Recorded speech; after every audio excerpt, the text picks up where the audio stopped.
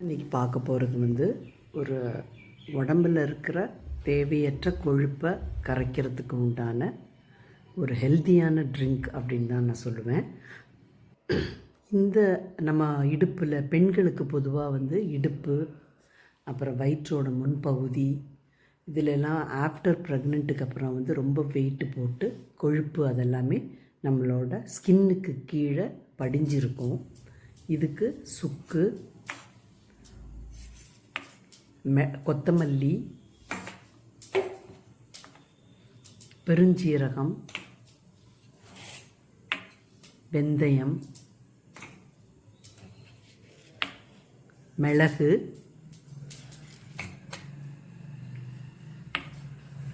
சீரகம், பட்டை, ஏலக்காய், ஓமம், இது எல்லாமே எடுத்து ஒரு மண் சட்டி இல்லைன்னா வீட்டில் எந்த பாத்திரம் இருந்தாலும் வறுக்கிற சட்டியில் வச்சுட்டு எண்ணெய் எதுவும் ஊற்றாமல் நல்லா வறுத்துருங்க. இப்போ இந்த ஏலக்காய், பட்டை இது எல்லாமே எப்படின்னா உடம்பில் இருக்கிற அந்த கழிவை நீக்கிறதுக்கு உண்டான ஒரு ஹெர்பல் அப்படின்னு தான் சொல்லுவேன் நான். நம்மளால் இந்த பொடி செஞ்சு எடுத்துக்க முடியாது. சில பேர் என்ன பண்ணுவாங்க, நான் ஆஃபீஸ்க்கு போகிறேன், இதெல்லாம் என்னால் பண்ண முடியாது அப்படிம்பாங்க. அந்த மாதிரி இருக்கிறவங்க எங்களோட கம்பெனிக்கு கால் பண்ணி இந்த உடம்பில் இருக்கிற கொழுப்பை குறைக்கிறதுக்கு உண்டான இந்த பவுடரை வாங்கிக்கலாம்.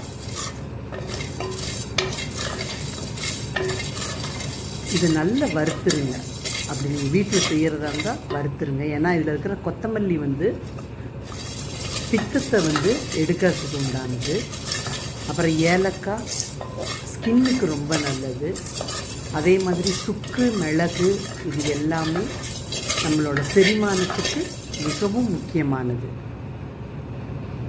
இதெல்லாம் வறுத்து நல்லா பவுட்ரு பண்ணி எடுத்துக்கிட்டு, இப்போ 2 பேர் குடிக்கணும்னு வச்சுக்கோங்க. ஒரு வீட்டில் ஆணும் சரி பெண் 2 பேருமே குடிக்கலாம்.